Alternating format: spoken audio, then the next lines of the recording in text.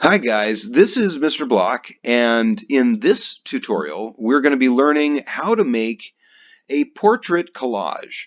This project is going to be based on a graphic design pioneer of your choice, and you can choose from someone that's a contemporary in the design world, or if you like, you can select a historical figure. The idea with this project is that you're going to find a photo of that graphic designer that you've selected.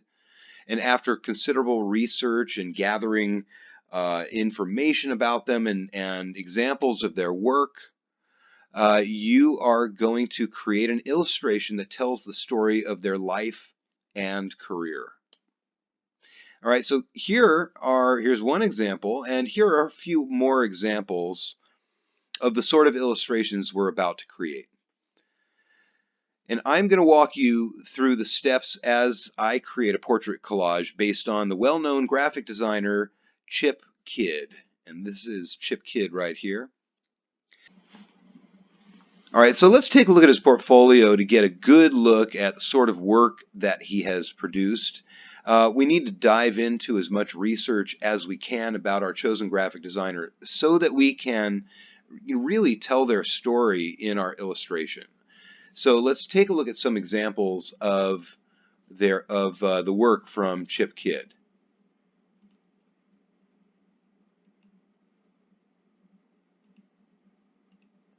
So there are a lot of book cover designs in here. He's responsible for the design of the Jurassic Park logo as well as the book cover design.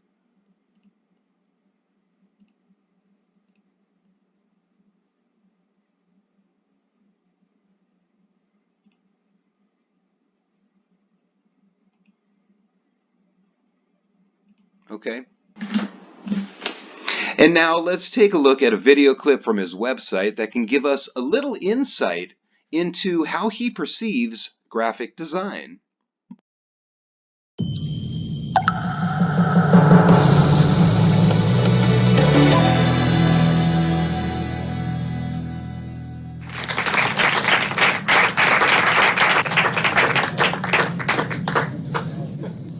Blah, blah, blah, blah, blah. Blah, blah, blah, blah. Blah, blah, blah, blah, blah, blah. Blah, blah, blah, blah. So what the hell was that? Well, you don't know because you couldn't understand it. It wasn't clear. But hopefully, it was said with enough conviction that it was at least alluringly mysterious. Clarity or mystery. I'm balancing these two things in my daily work as a graphic designer as well as my daily life as a New Yorker every day. And there are two elements that absolutely fascinate me. Here's an example.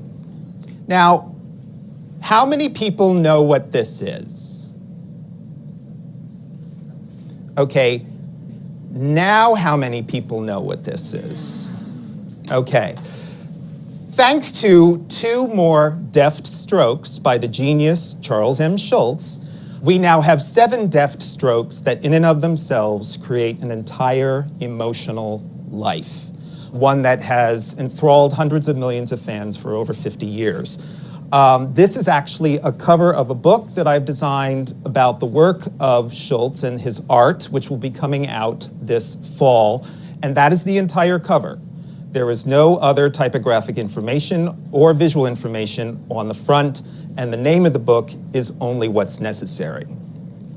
So this is sort of symbolic about the decisions I have to make every day about the design that I'm perceiving and the design I'm creating.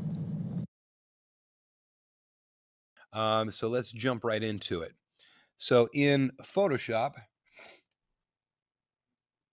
this is the dude that I'm going to be doing my design on. And the first thing I want to do is cut him out of the background. And fortunately, the background here is all white. So it should be pretty simple, right?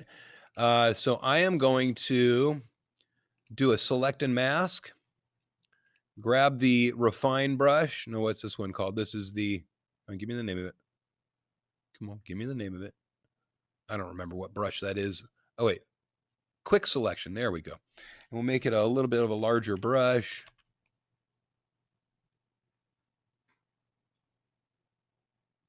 And I'll quickly make a selection.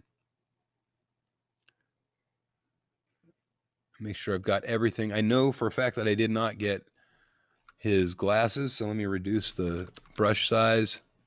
And there we go.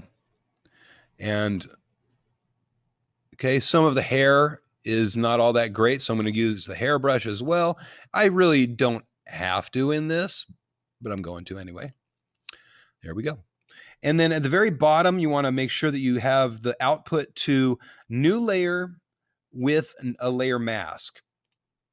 Click OK. There we go.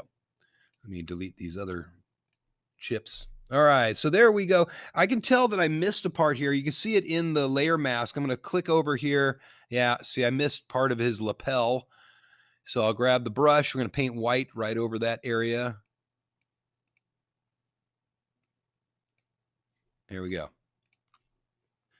And by the way, pressing the Alt key on your keyboard and then clicking the layer mask will give you the view to your actual painted layer mask. All right, so we've got him cut out and ready to go. So now we've got some other objects. Let me just turn on all these guys here. So we've got lots of different pieces that I've saved from, the research that I've done. So he's done a lot of different book covers, this guy. He's also been a part of something called the Comic Book Legal Defense Fund, and that's what this logo is. And I got a picture of his glasses, which you can see are on him. And I've got a little piece of orange there. So let's just start to play around. I think actually, let's turn off. That's where he was born, in Pennsylvania. He did the Michael Crichton book, so Jurassic Park. So I'm going to actually just bring this down. I'm going to put this one over his face a little bit and have it go up and over. Notice that I'm having the book go over the perimeter of his head. I'm doing that on purpose. I want to still see part of Jurassic Park there. And we'll do this one right over here. Reduce the size of it. Put it right in there. I'm not doing the white lines until the very end. Okay, we'll put Clint Eastwood right down over here, right up against the side of that Batman comic. And let's see. And now I'm not covering his whole body. In this design, we don't want to cover his whole body. We just want to cover pieces of him. And that actually, I'm going to make that the same size.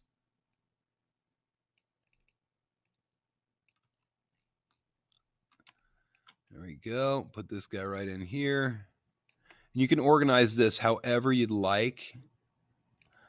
Let's zoom in a little bit.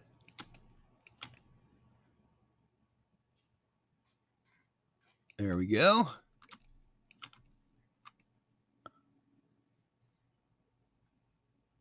Oops, almost. There we go. I'm going to fix this guy right here. Okay, so we've got some books overlaying a little bit. We got this little guy right here. I'm going to put this one, excuse me, I got the hiccups, down over here. Expand it up a little bit. There we go. It's off the page. That's okay. That's all right. And then, so I'm not going to do anything with the color and his glasses just yet. Let's leave that up there. What we want to do is grab all of these little pieces and group them together. Control G, make sure it's on top of the image. And then you can grab, if you press Control click on the layer mask, you'll get that selection, and we'll put that on the group. Okay, now it fits right there. Okay, so now in the example that I gave you guys, if we take a look at that example one more time, okay, we've got some images that are transparent, some images that are like in this one here. Okay, we got Bill Murray. You got pictures here that are transparent. We've got some that are not. All right, so you can play with it. You can really just kind of do it however you'd like. What I'm going to do is let's just see, make Michael Crichton. Let's see if this one, when you change the blending modes, let's just see what it looks like. I'm going to leave that right there. We'll go to the Batman one. I want to kind of see his face through it, like that right there. And I'm actually, yeah, no, that's fine. And then everything else, let's see, this one, some of these, as you change the colors, they're gonna change the way that they look on the image. So I'm actually just gonna reduce the opacity of this one a tiny bit instead of changing the blending mode. All right, and then I'll take this orange. Let's fit this right across his eyes. I'm gonna pull this out. Wait a minute, come on. There we go. And then I'm going to change this to I like that one, linear light. That's pretty cool. And let's see what happens. I'm going to actually take this and throw that over there. Put a couple of them around.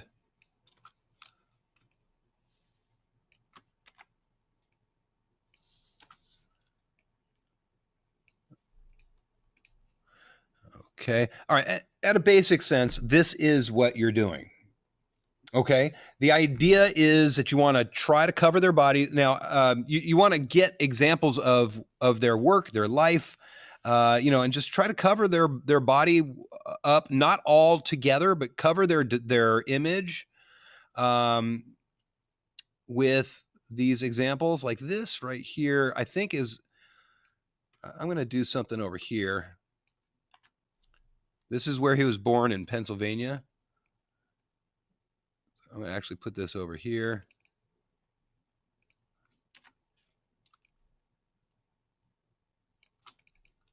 I don't know. It's kind of weird. Looks weird. I'm going to leave it though.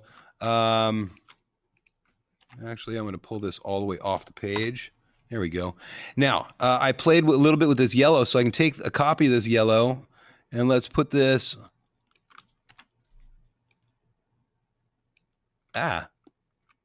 up going this way. Actually, let's bring it inward, bring it squidward, and then bring this upward.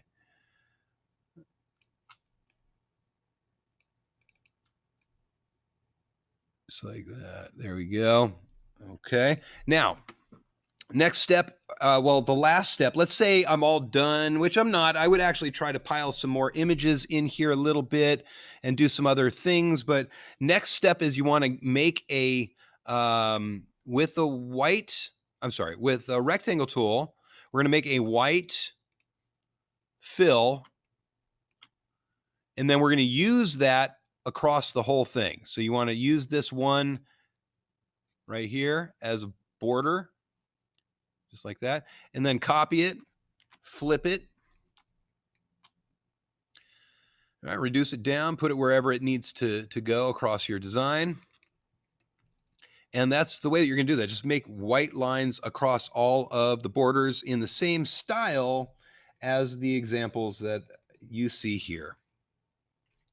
One last thing I want to share is the research that I did. So this is the research that I pulled off the internet for Chip Kidd. It's just bulleted points, right? So I found a document that talked about where he was born, where he went to school, the kind of places that he worked for, some of his quotes. So some of the things that you did not see me do in my design was I would add a quote or here and there. Like I like, what does he say? Design is literally purposeful planning. Graphic design then is the form those plans will take. So I'd put that in my design somewhere, somehow. In the same way that we've got this design, where is it?